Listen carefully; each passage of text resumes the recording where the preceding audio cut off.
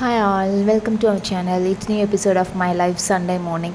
சாரிங்க, ரொம்ப சாரி. இந்த vlog அப்லோட் பண்ண ஒரு 2 days லேட் ஆகிடுச்சு. பிகாஸ் எனக்கு வந்து ஹெல்த் இஷ்யூ. ஸோ அதனால தான் என்னால் அப்லோட் பண்ண முடியல.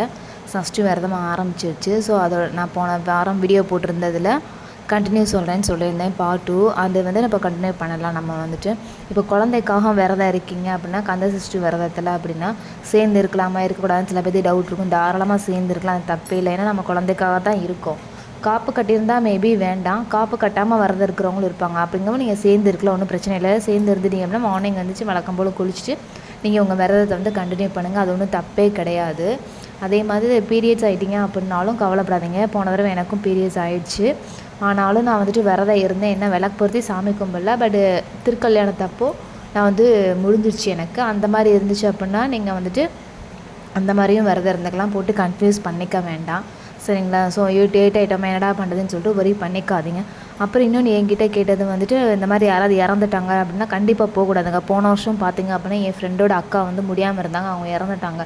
கரெக்டாக நான் சஷ்டி விரதம் இருக்கும்போது தான். பட் வந்து என்னால் போக முடியல. ஏன்னா விரதம் இருந்தால் போகக்கூடாது.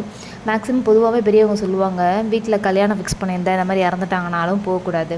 அதே மாதிரி இப்போ பார்த்திங்கன்னா ஐயப்பனுக்கோ இல்லை முருகருக்கேவும் அந்த கார்த்திகை மாதம் மாலை போடுறவங்க பார்த்திங்கன்னா அந்த மாதிரி இறந்துட்டாங்கன்னா போக மாட்டாங்க. ஸோ அது வந்து நீங்கள் ரிலேஷன் தான், பக்கத்தில் தெரிஞ்சவங்க அந்த மாதிரிலாம் நீங்கள் போக தேவையில்லை. பின்னாடி நீங்கள் வந்து உங்கள் சுச்சுவேஷன் எடுத்து சொல்லிக்கோங்க.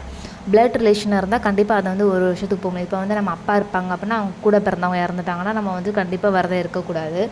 அதே மாதிரி அண்ணனோ கூட பிறந்தவங்க இல்லை தாத்தா பாட்டி இந்த மாதிரி இறந்தாங்கன்னா கண்டிப்பாக வந்து நம்ம விரதம் இருக்கக்கூடாது. மற்றபடி யாருன்னா விரதம் இருந்தீங்க. இப்போ இதே அம்மாவுக்கு கூட பிறந்தவங்க இருக்காங்க, அவங்க வீட்டு சைடு இருந்துட்டாங்கன்னா அது பிரச்சனை கிடையாது. பட் வந்து நீங்கள் போக வேண்டாம். விரதம் இருக்கும்போது கண்டிப்பாக நீங்கள் வந்து போகக்கூடாது. ஸோ வந்து நீங்கள் போக வேணாம், சரிங்களா? விரதத்தை முடிச்சுட்டு போய் நீங்கள் நிதானமாக கேட்டுக்கோங்க, இந்த மாதிரி நான் இருக்கேன், அதனால தான் என்னால் வர முடியல அப்படின்னு சொல்லிட்டு உங்கள் சிச்சுவேஷனை வந்துட்டு நீங்கள் அவங்களுக்கு வந்து எடுத்து சொல்லி புரிய வைங்க, சரிங்களா? ஸோ இந்த டவுட் உங்களுக்கு வேண்டவே வேண்டாம்.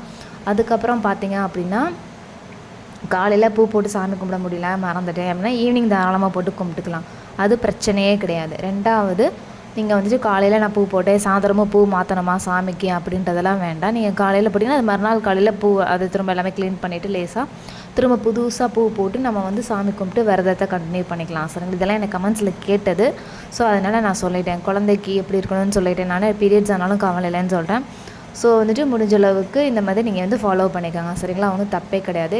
எல்லாமே நம்ம மனசு தாங்க காரணம். அதே மாதிரி விரதம் இருக்கிறவங்க சில பேர் வெறும் மிளகு தண்ணி மட்டும் தான் விரதம் இருப்பாங்க. சில பேர் ஃபுல் பட்னி விரதமும் இருப்பாங்க. நான் வந்துட்டு என்னால் அப்படி இருக்க முடியாது, எனக்கு ஹெல்த் இஷ்யூ இருக்கிறதுனால. ஸோ நான் வந்துட்டு என்ன பண்ணுவேன்னா, காலையிலைக்கும் நைட்டுக்கும் பாலும் ஒரு வாழைப்பழமும் எடுத்துப்பேன். என்னோடய ஷார்ட்ஸில் பார்த்திங்கன்னா தெரிஞ்சிருக்கும், நான் போட்டிருப்பேன். 2 நாள் வீடியோ நான் போட்டிருப்பேன். நாளைக்கு வந்துடுங்க. 2வது நாள் வீடியோ வந்துட்டு நாளைக்கு வந்துடும். இந்த வீடியோவும் வந்துட்டு நாளைக்கு வந்துடும், ஐ மீன் ஃப்ரைடே வந்துடும். அதே மாதிரி மதியம் வந்து ஒரு வேளை தான் நான் சாப்பிட்டுப்பேன். எங்கள் அம்மா வந்து அப்படி தான் விரதம் இருந்தாங்க. கிட்டத்தட்ட 30 வருஷமாக அவங்க அப்படி தான் இருந்தாங்க. அதுக்கு முன்னாடி கல்யாணத்துக்கு முன்னாடி அப்படி தான் இருந்தாங்க. இப்போ வரைக்கும் அப்படி இருந்தாங்க. இப்போ அவங்களுக்கு வயசாகிடுச்சுனால ஸோ வந்து அவங்களால விரதம் இருக்க முடியாது, அதனால் அவங்க எடுக்கலை. நான் வந்து இப்போ ஒரு 4 வருஷமும் இப்படி தான் எடுத்துகிட்ருக்கேன். அதேமாதிரி சூரசம்ஹாரத்து அன்னைக்கு மட்டும்தான் நான் வந்துட்டு எதுவுமே சாப்பிட மாட்டேன். ஃபுல்லாக தண்ணி மட்டும் குடிச்சு நான் விரதம் இருப்பேன். மறுநாள் திருக்கல்யாணத்து அன்றைக்கி தான் கோயிலுக்கெலாம் போயிட்டு விரதம் விட்டு அன்றைக்கி சாப்பாடு நான் சாப்பிட்டுப்பேன். ஸோ நான் இந்த மாதிரி தான் விரதம் இருப்பேன். அதே மாதிரி பார்த்திங்கன்னா எனக்கு வந்து செவ்வாய்க்கிழமையே வந்துட்டு நான் வேல்மாரல் புக்கு ஆன்லைனில் ஆர்டர் போட்டிருந்தேன், வந்துருச்சு. அது இந்த சஷ்டி விரதத்தில் படிக்கணும்னு சொல்லிட்டு நான் செவ்வாய்க்கிழமையே ஆரம்பிச்சிட்டேன். எனக்கு ரொம்ப சந்தோஷமாக இருந்தது. நிறைய நான் வந்து பார்த்தேன், அதனால் எனக்கு ரொம்ப பிடிச்சிருந்தது. ஸோ நம்பிக்கை இருக்கிறவங்க நீங்கள் வாங்கி படிங்க. வீடியோட எண்டுக்கு வந்தாச்சுன்னு நினைக்கிறீங்க. என்னோடய வீடியோ பிடிச்சிருந்தா லைக் பண்ணி ஷேர் பண்ணுங்கள். பிடிக்கல அப்படின்னா ஸ்கிப் பண்ணிவிடுங்க தாராளமாக. இந்த இன்ஃபர்மேஷன் உங்களுக்கு யூஸ்ஃபுல்லாக இருக்கும்னு நினைக்கிறேன். அண்ட் இது வரைக்கும் என் வீடியோவை பார்த்து சப்போர்ட் பண்ண எல்லாருக்கும் ரொம்ப ரொம்ப நன்றி.